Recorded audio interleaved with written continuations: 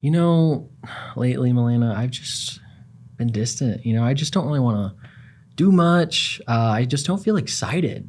Like there's all these things going on, but I just don't want to go to them. Like there's these events and this and that, but I'm like, I'm just, bored. It's hard when you're feeling like you're stuck in a rut like that, but engagement really is key to helping build that community and kind of getting that spark back. Okay. Yeah. And today we have Tracy and Karen on, who are going to be helping us learn about engagement and how important it is and how it can be a great team building tool.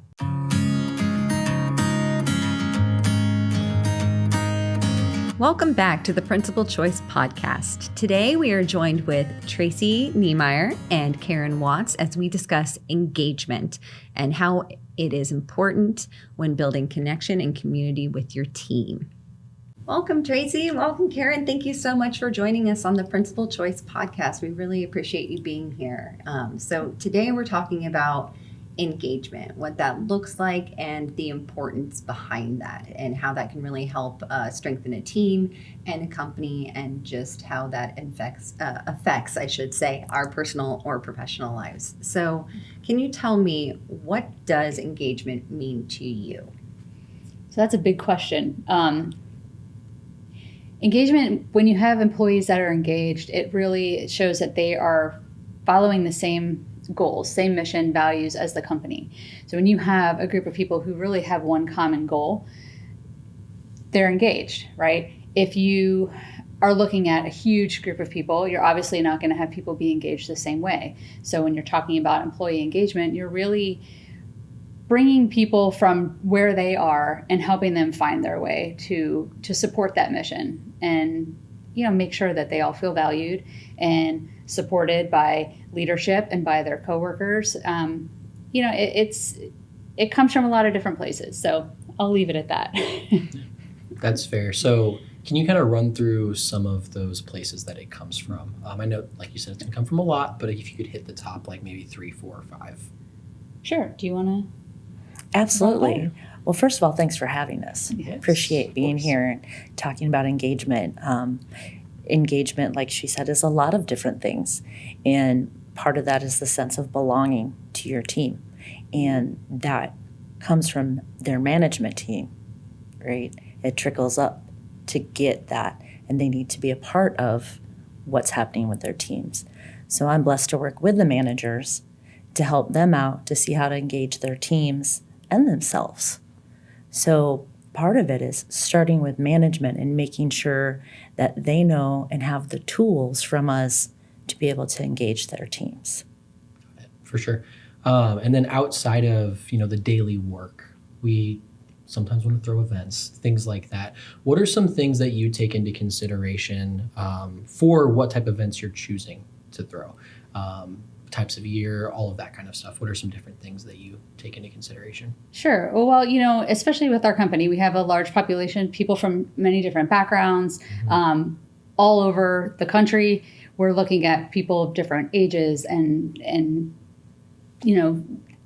interests. So we're really trying to find something that can fit with everyone, something for everybody. So we'll do sometimes family events where we want to be able to engage little kids, teenagers, married couples, single people, just so that there's something for everyone. So we really try to look for something that can be fun for everyone, and also make it an atmosphere where you can get to know your coworkers. You can get to know their families. I feel by knowing people personally, especially when you work remote, everybody is remote, and you don't get to have that interaction when you're not, looking through a screen. So really creating the opportunity for people to get together, get to know each other, whether it's a family event or just something for our associates, really kind of trying to find enough so that there's something for everyone. Makes sense. Yeah. I love that too. Really being able to connect outside of work and with other associates, your coworkers, and their families, and just, it really lightens up a lot of people too. It kind of reinvigorates them a little bit with that.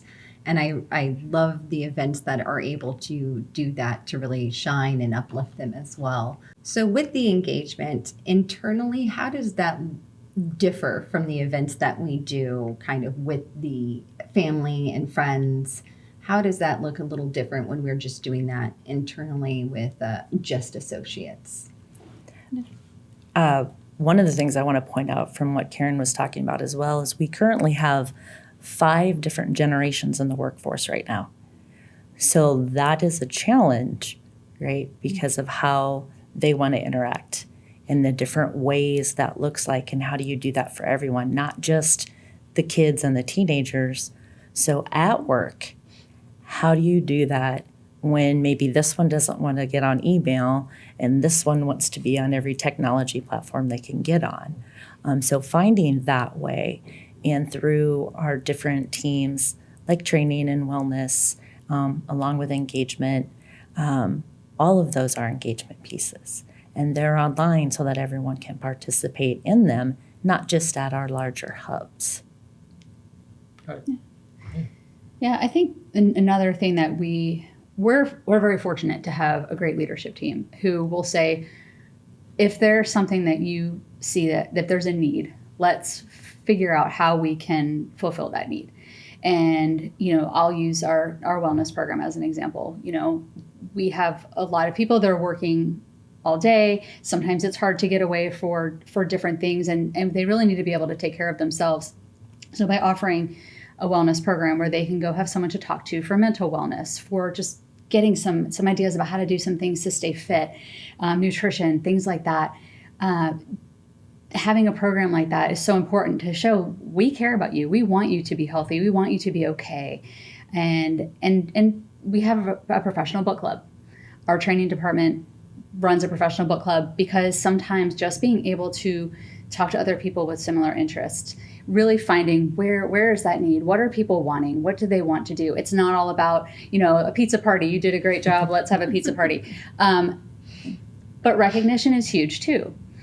It's very important, I think, to have that peer recognition. We have a peer recognition program where you can nominate someone.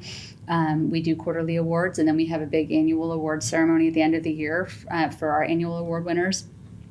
And then we also recognize that there are people who might not get nominated for stuff. When you're not in the office, you don't see everyone all the time. There are some people who just have their heads down and they are just, working away. And it's so important to make sure that those people are recognized as well. So we created a program where it focuses pretty much on metrics, and we're able to really recognize those people too. So it really does there's so many different things, that, and every company's different. But Tracy and I say all the time, we're so lucky that we have buy-in from leadership. That's huge. And then having great managers who work with their associates to really make sure that everyone is supported and being listened to. If there's something and that someone is going to listen to you and care about what you have to say, that's really important. And we're fortunate enough to have this job where we get to listen and say, hey, that's a great idea. Let's do that. So it's pretty fun for us.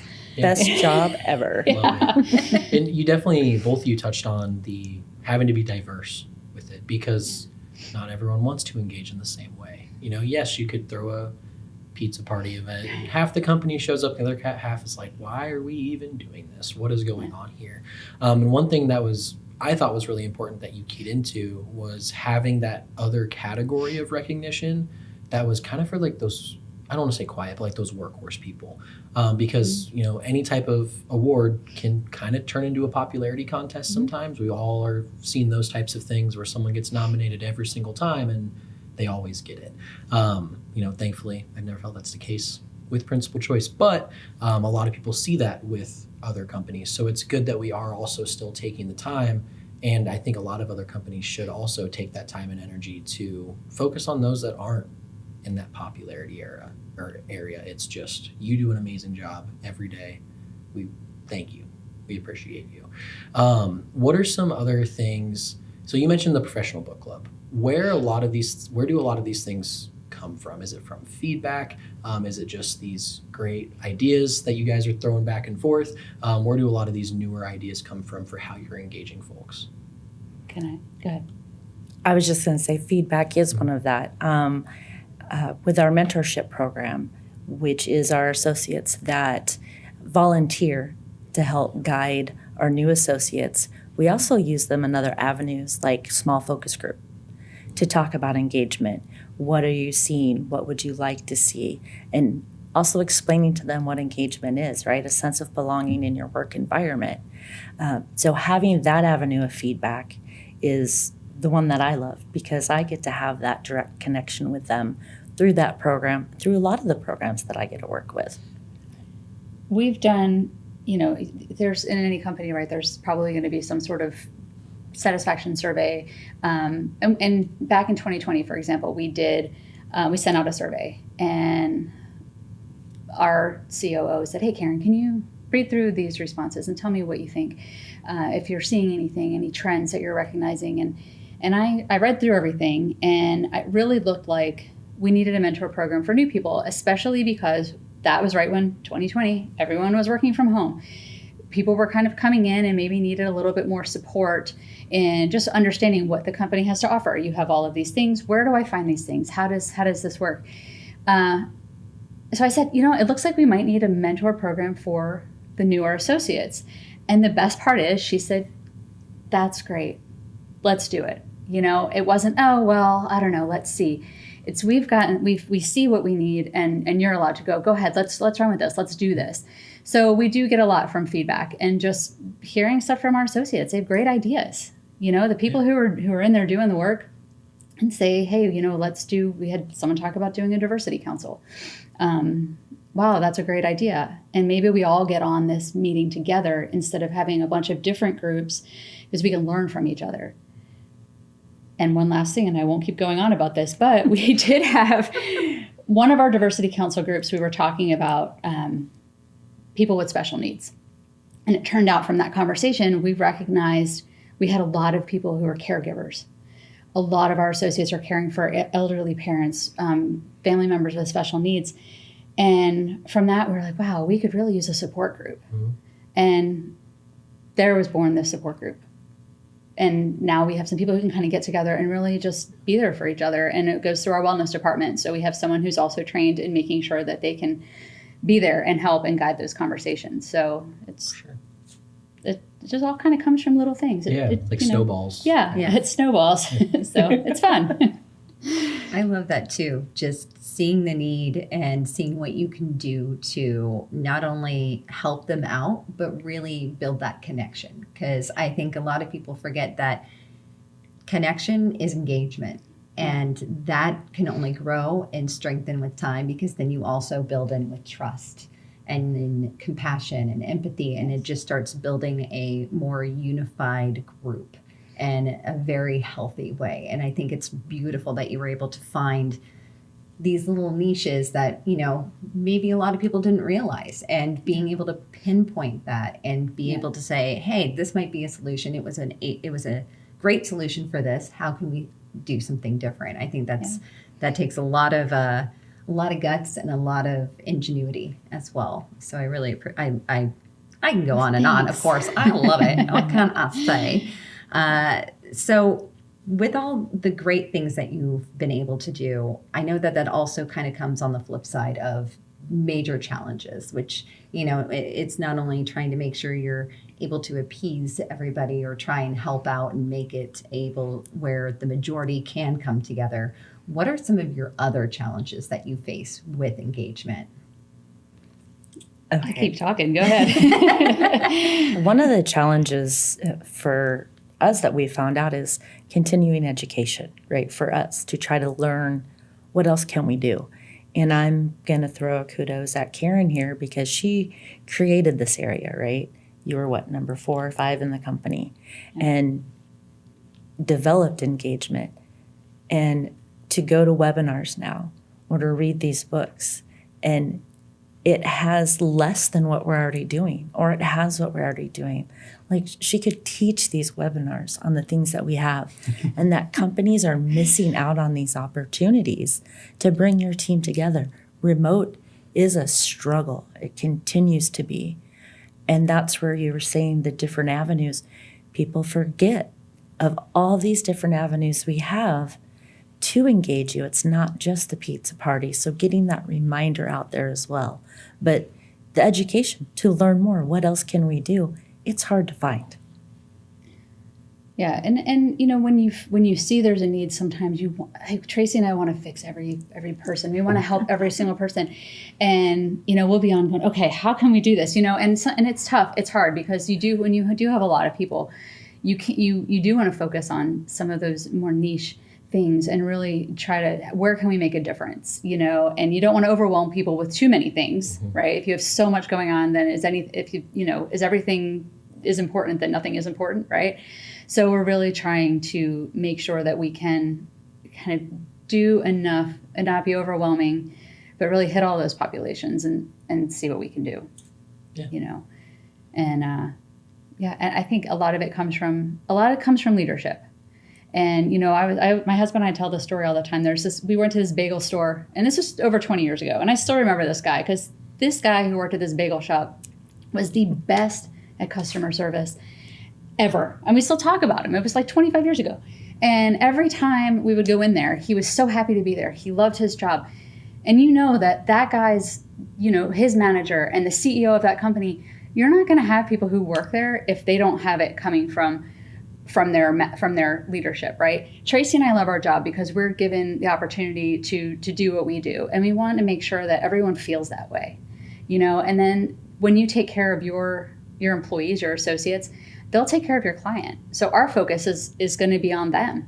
You know, it's on not just, and it's on our managers. It's for even taking care of the people who are a little higher up than us. We want to make sure everyone is happy, because when you feel valued and recognized and respected, then you're able to move on and take care of the client too. For sure. So. I think that's definitely the big idea too with engagement. I know the first thing that I go to, not now, but if I thought about myself before I came here and before I had the support, the engagement was the once a year party at, like, you know, some restaurant, and it was like, oh, they gave us a dinner and a $10 gift card. Woo, so good. But actually understanding what engagement is, and it's a driving force to keep you wanting to come back to work. It's not a $20 gift card. It's having an environment that you feel like you can continue to learn. You can be pushed in those healthy ways, but also you have those safe spaces that you create where you can be yourself. It's not all about work, get better. It's also about, let's connect as people. Let's learn from each other. Let's find connections. Let's do all of those things. So that's a really good thing, that we have the focus on that, because most companies, I feel like, don't. And that's where you hear a lot of negative things. You go through a lot of negative experiences, things like that. One thing that I did want to touch on, we did touch on events a little bit, but I kind of want to know from your side what it takes to get all these people together. Yeah, I bet it's a lot. You got to do all these different things. But for someone who's maybe even just wanting to put something together for their team, what would be considerations that you would give them and say, hey, don't forget about these things. Make sure you're checking these boxes. Maybe not for a 500-person company event, but let's try to get 40 people together. What would be things that you would give them? Sure. Gosh, it's a learning process, right? So you kind of start off and you really figure stuff out as you go along, that's for sure. Figure out who you're inviting. Who is your audience? Who are you celebrating? What is your goal, right? Are you bringing everyone together? What's the purpose? It's always good to start with the budget, but, and buy-in from make sure that, get some things approved, make sure everyone's on the same page. But really, so from that aspect, of course, you have to handle all of that stuff first. But when you're really looking at getting down to brass tacks, you want to make sure you're looking at who you're there for. It's not about me. It's not about Tracy. It's about the people who are showing up, right? Something that's going to be convenient for people. You want to make sure that this is not something that's going to put someone out of their way. You want to, are we having food? What is going to satisfy the most people? So you really have to kind of really think. And then you learn. You find out, this didn't go over so great last time. We do thorns and roses after every event, where you say, what went well? What could we improve on? We always try to send out a survey too, and we read those surveys. And sometimes, it's a little bit like, ouch, that that hurt a little bit. But, but then you learn, okay, if we're seeing a trend, if we're seeing feedback, and we like the feedback because it helps us to make the next thing great. We don't want everyone to say it's great. And then, but getting feedback, talking to the people who you want to entertain, what do you like? What do you want?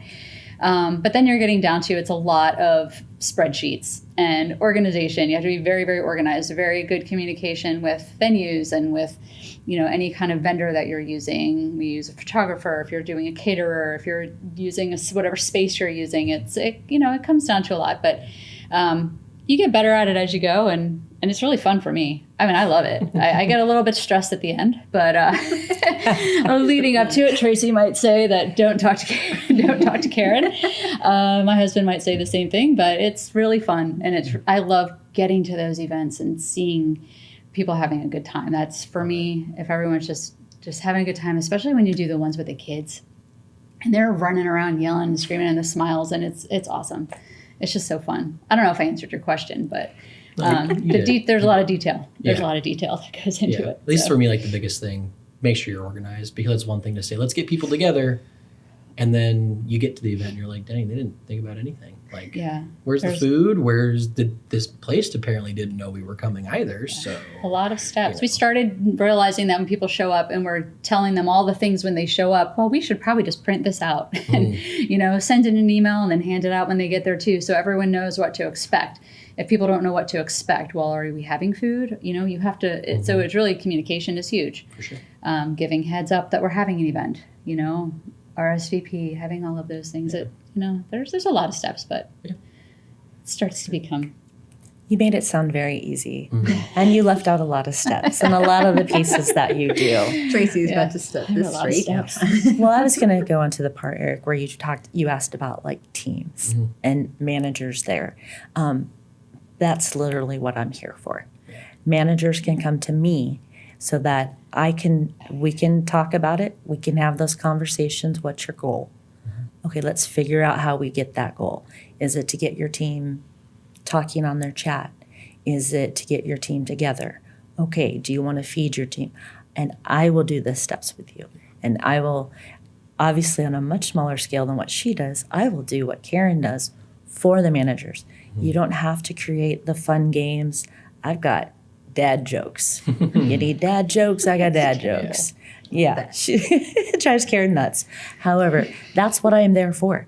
So that's not on the manager's plate, that I can take that off there for you. You do have to give me an idea, but I'll organize that for you. Yeah. And then even too, for places that don't have a Tracy or a Karen, work with the other people that you work with. It's the communication piece again. I know we've done that for teams on our side too, where I'm like, who's got ideas? You get together, you do things together, and that's how good things happen. So. Yeah, when you have managers, we're lucky that we have managers in our company who are interested. They've bought in. They want to take care of their team and make sure everyone is doing well and, successful and happy and feeling valued. So, you have that's qualities that you have to have as a manager. Sure. So being wanting to do those things for your team is important. And 100%. Yeah, so we're lucky to have that. Absolutely. And I really want to say I love what you call for the feedback as well, that thorns and roses. I think that's brilliant because it's a great way of saying, hey, this is always going to happen. You're always going to have ups and downs or feedback that may not be the best or things that went wrong, but being able to see it in such a beautiful way. I love the way that you kind of switched that into saying, hey, this is just part of an event. It's not a good thing or a bad thing, just like the thorns on a rose. It's not a bad thing or a good thing. It's there. It's a part of it. What can we do to try and maybe not get pricked by them next time, right? Right. So I really had to make sure I shouted that out because I just think that's a beautiful way of looking at an event and just in general when kind of going through and getting that criticism as well and seeing what you can improve and make things better. But I just really want to say thank you, Karen. Thank you, Tracy, so much for joining us today. This has been so insightful. It's been so engaging. It has been very engaging. Well done. I mean, we learned about, how it helps build community, the importance of communication and organizing, but also just that continued education and always going on and continuing to learn and grow together, and how we can do that as one. So I just really appreciate that. Thank you guys so much for hopping on here with us. Thanks for having us. Yes. It was fun. Yes. And there are show notes if anyone would like to check that out below. And until next time, find your purpose, Find your people. find your place on the Principal Choice podcast. Podcast.